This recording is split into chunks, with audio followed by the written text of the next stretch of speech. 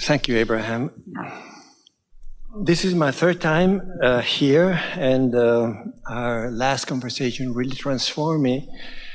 I have many questions, but these two are big for me. First one is I would like to clean up my vibration. And this one, since I was a kid, I've been saving this question. Can you please explain source? I've been reading Seth for a few years, and Seth says that the nature of all that is can only be sensed through the inner senses, or a weaker way through inspiration or intuition. He also talked about the different kinds of consciousness and use. Before you go further, just think about that first sentence that you offered. Say it again, just the very first sentence. Source can only be sensed through the inner senses. Through the inner senses. So what Seth was saying, Seth is like Abraham, chips off the same block. In other words, it's same family of teachers.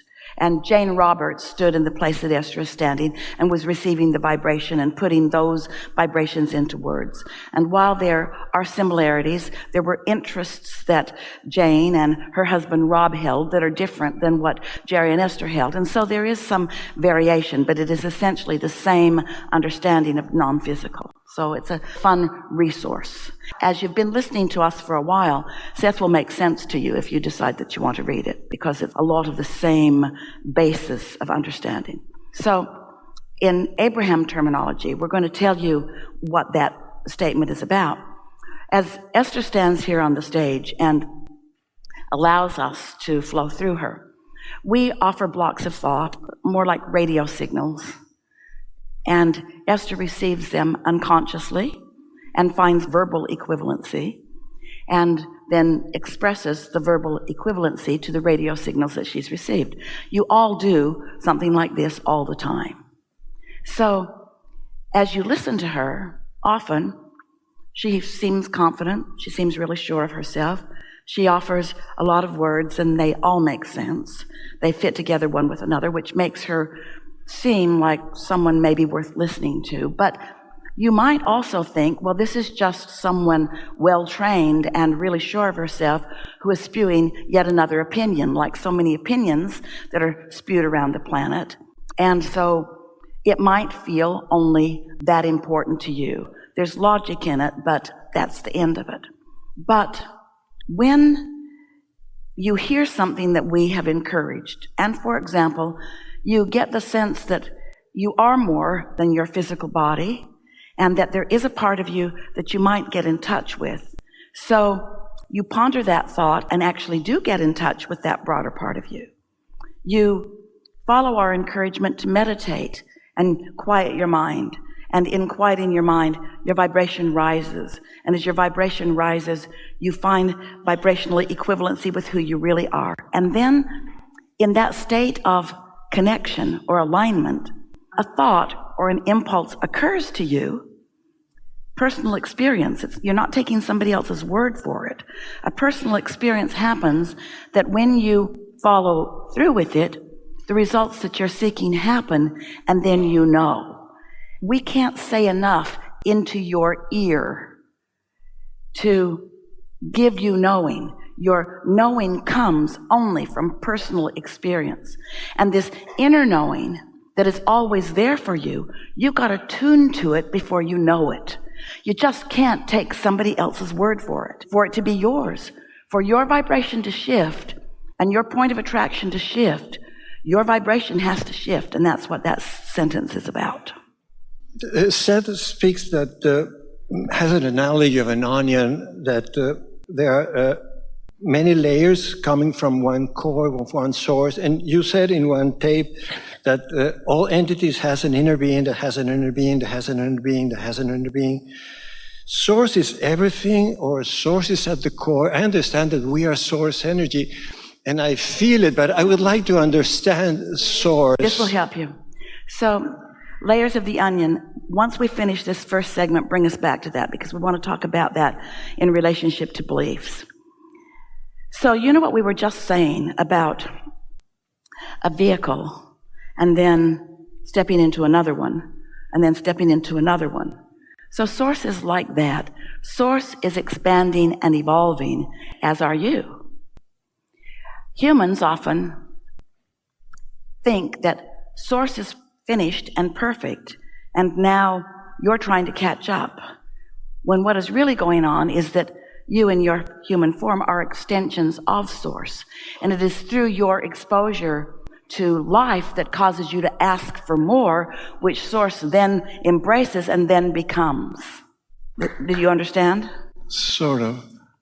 So when we say that you have an inner being who has an inner being who has an inner being, what we're actually saying is, here is this vehicle, but before this vehicle was this vehicle, also Source, and before this vehicle was this vehicle, also Source, and before this vehicle was this vehicle, also Source. So just like you stand in your 90 years on this planet, but you are one time in your 80s and in your 70s and in your 60s, and while you are not that 1-year-old anymore, still that 1-year-old is part of this 90-year-old that you are. Just understand evolution is just that way, yes? And what's tripping you up is that you weren't willing to let Source be like that. You weren't willing to let Source be something that also is evolving, and so that didn't make sense to you. But now it does, if you think about it, doesn't it? The layers of the onion in what Seth was talking about often, and it certainly is the way that we would use it now. In other words, what you'll hear from us now, at one time, what Seth had to say was the leading edge. It isn't anymore. Oh, the basis is there. But with all of the hundreds of thousands of hours that Esther and those like you and Jerry have been in conversation with infinite intelligence, much that Seth says has moved into a clearer, more easily discernible, understandable place, you see. So the layers of the onion, a lot of people see their belief system as like an onion, and they just peel away layers that don't serve them. And that's one way of looking at it, except that while you're looking at the onion, or while you're looking at the beliefs that aren't serving you and trying to peel them away, you're not peeling them away. You are doubling down on them. You're making them stronger. You're making the onion impervious to being peeled. Does that make sense to you? Because there's no pushing anything away. And so rather than trying to get rid of old beliefs, we're asking you to embrace new ones. Here's this onion, get in this one. Just move more in the direction of what you are wanting. It's not getting rid of anything. It's allowing yourself to be what life has caused you to become. Can you explain Source? There's no beginning and there's no end. It's hard for our brains to understand that. It's such a huge concept. The other day, Esther was sitting with an intention of cleaning her vibration up on a subject. And as she was doing that, she was using a process called focus wheel, which is, here's the problem. She wrote it at the top of the page. This is what's bugging me. And then she drew a big circle in the center of the page, and in the center she wrote the exact opposite as near as she could define it. I've got this, what I want to feel is this. So she made her statement of intention in the center, and then she just made some statements that sort of bridged between the two. She made as many statements as she could that were more like what was in the middle and less like what was at the edge. She tried to make more statements that matched where she was wanting to be, and fewer statements about where she was. Does that make sense?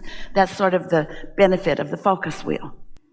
And then she did another one and another one and another one and another one and another one and another one, until she just wanted to throw the notebook in the swimming pool, sitting by the swimming pool.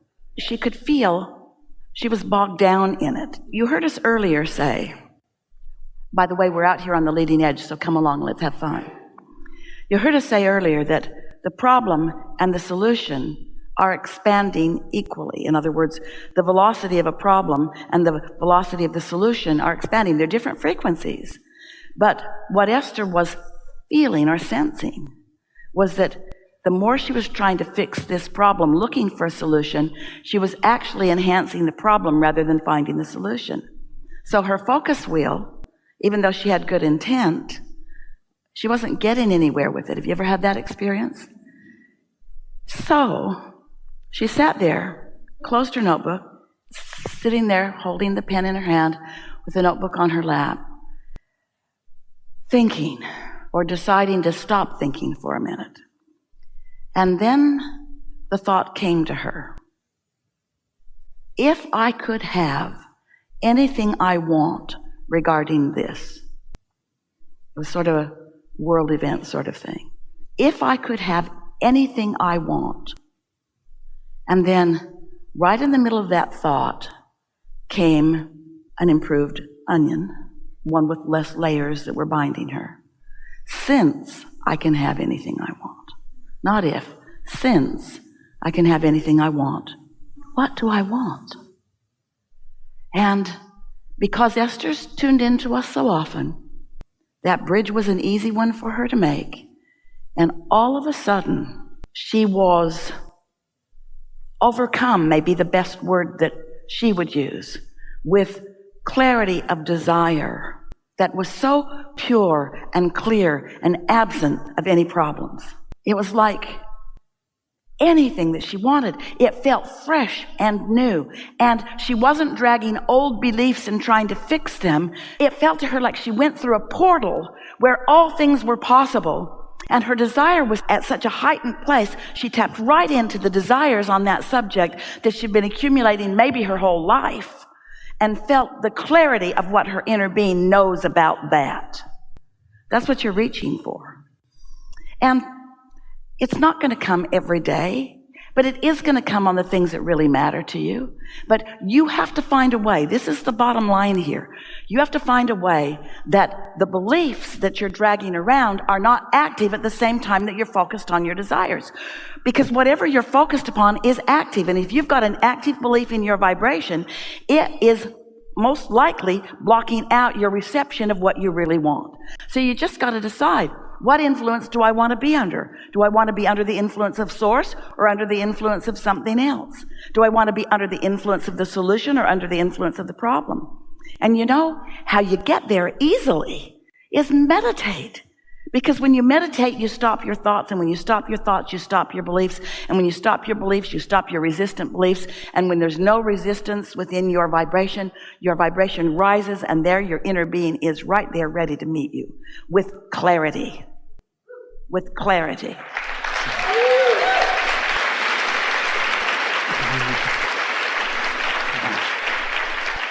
So, no rush, because your inner being isn't saying, time's a wasting. Time's a wasting. Your inner being is just right there, knowing what you want, knowing where you are in relationship to what you want, guiding you to exposure to thoughts and experiences that take you closer and closer and closer to what you want. But you know what trips so many of you up? Often you're standing in a place that you don't want to be, and your inner being is calling you closer to where you want to be, but because you're being called closer to where you want to be, and because you're like the corn in the ground that is evolving and it's not going to happen all at once this red hot minute, you grow impatient. You're not sensitive enough to note the improvement because you're looking for the manifestation rather than looking for the improved emotion. If you could let what you're looking for be just feeling better, if you could let what you're looking for be a sense of relief, if you could let what you're looking for be a vibrational experience rather than a park it in the garage experience, as in a car manifested or a business manifesting or a lover manifesting, if you could let it be just the improvement in the way you feel, then you could know for sure with firsthand knowledge that you are moving toward what you want. And just like the farmer with the seed of corn in the ground, you're willing to let it be in the ground. You think it's important to develop those inner senses, the self-talk? Only if you want to be happy. We think it is essential to deliberate creation, to understand that you live in a vibrational world and that your emotions are your key to how you're doing vibrationally.